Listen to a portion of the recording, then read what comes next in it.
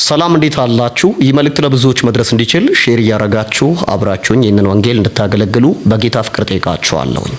በልሳን ስለ መጸለይ ነው ዛሬ የማወራችሁ። ስጋ፣ ነፍስና መንፈስ የሚባል የማንነት ክፍልን ይዘን የምንኖር የሰው ልጆች እንደሆንን መቼም ማወቅ ያስፈልጋል። አንዳንድም ጊዜ በነፍስ ሌላም ጊዜ በስጋ ሌላም ጊዜ ደግሞ በመንፈስ ልናስብና ልናወራ እንችላለን። በልሳን መጸለይ ማለት በነገራችን ላይ በስጋና በነፍስ ማለት ሳይሆን በመንፈስ መጸለይ ማለት ነው።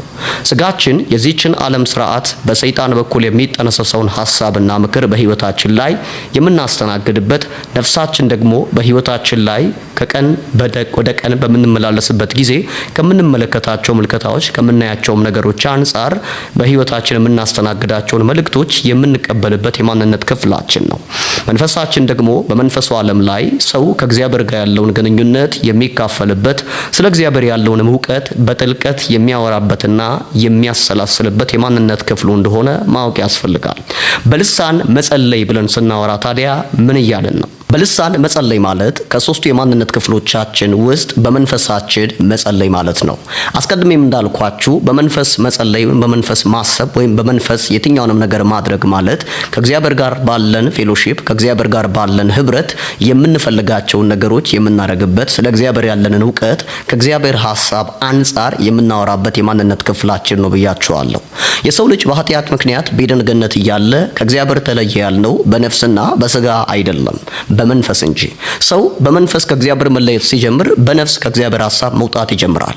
በመንፈስ ነፃ የወጣ ሰው ደግሞ በነፍስ ከእግዚአብሔር ሐሳብ መውጣት ከጀመረ በስጋም ወደ መባዘን እግዚአብሔር የማይከብርበት ህይወት ውስጥ መግባት እንደሚጀምር መቼም ታውቃላችሁ። ስለዚህም በስጋና በነፍሳችን መጥፋት የመቻላችን ዋናው ምክንያት በመንፈስ መጥፋት መቻላችን መሆኑን ማወቅ እንደሚያስፈልግ ሁሉ በመንፈሳችን የምናገኘውም ደህንነት በነፍሳችን በኩል በስጋችንም ላይ እንደሚፈጸም ማወቅ ያስፈልጋል። በመንፈሳችን የምንናገረው ቋንቋ ይሄ የሁኔታ ቋንቋ አይደለም፣ የእውቀት ቋንቋ አይደለም፣ የልማድ ቋንቋ አይደለም። የእግዚአብሔርን ፕሮግራም በህይወታችን ላይ የምንናገርበት ቋንቋ ነው። ለዚህ ነው መጽሐፍ ቅዱሳችን ሲናገር ከመንፈስ የተወለደ መንፈስ ነው ሲል እግዚአብሔር መንፈስ ነው። ከእግዚአብሔር ደግሞ የተወለደው የማንነት ክፍላችን መንፈሳችን ነው። የሰው ልጅ የሶስት ነገሮች ውቅር ነው። የሰው ሁለንተናን ስናነሳ ስጋና ነፍስ መንፈስን ማንሳት መቼም አስፈላጊ ነው። ከእግዚአብሔር ግን የተወለደው የማንነት ክፍላችን መንፈሳችን ነው። ስለዚህም ከእግዚአብሔር በተወለደው አዲሱ ማንነታችን የምንግባባበት ቋንቋ በልሳኖቻችን የምንናገረው ቋንቋ ይሄ የመንፈሳችን ቋንቋ ነው። በልሳኖቻችሁ ስትናገሩ ከሁሉም በፊት አስቀድማችሁ ማወቅ ያለባችሁ ነገር የሁኔታዎቻችሁን ሳይሆን የእግዚአብሔርን ፕሮግራም ሐሳብና ምክር እያወራችሁ እንደሆነ ማወቅ አለባችሁ። በሞት መካከል እያለፋችሁ ስለ ህይወት ማውራት የምትችሉበትን አቅም የምታገኙት በመንፈስ እንጂ በስጋና በነፍስ መሆን ስትችሉ አይደለም። ምክንያቱም መንፈሳችን የሚያስተናግደው የሁኔታዎቻችንን ድምጽ ሳይሆን የእግዚአብሔርን ድምጽ ነው። ስለ ልሳን አስቀድመን ስናነሳ ሁሌም ማሰብ ያለብን ነገር ስለ መንፈሳችን ማሰብ ነው ያለብን። መንፈሳችን ኃጢአት መስራት አይችልም። መንፈሳችን ስለ ኃጢአት ማሰብ አይችልም። መንፈሳችን የስንፍናን ነገር ማሰብ አይችልም። ምክንያቱም መንፈሳችን የእግዚአብሔር መንፈስ መያዣ ነው። ከእግዚአብሔር ዘንድ የተገኘ ስለ እግዚአብሔር ብቻ ማሰብ እንዲችል ተደርጎ የተፈጠረ ማንነታችን ነው። ምናልባትም በመንፈሳችን ሞትን እንኳን የምንባለው መንፈሳዊ ነገሮቻችንን ማድረግ ተውን እንጂ ኃጢአት ማድረግ ጀመርን ማለት አይደለም። በመንፈስ መሞት ማለት በመንፈሳችን ስንሞት የእግዚአብሔርን ፕሮግራም በስጋችንና በነፍሳችን ላይ ነው ማስተናገድ የምናቆመው። ወደ ዋናው ሐሳቤ ስመጣ በልሳን መናገር ስንጀምር በሚሞት አካላችን የማይሞትን የእግዚአብሔርን ፕሮግራም ማውራት ነው የምንጀምረው።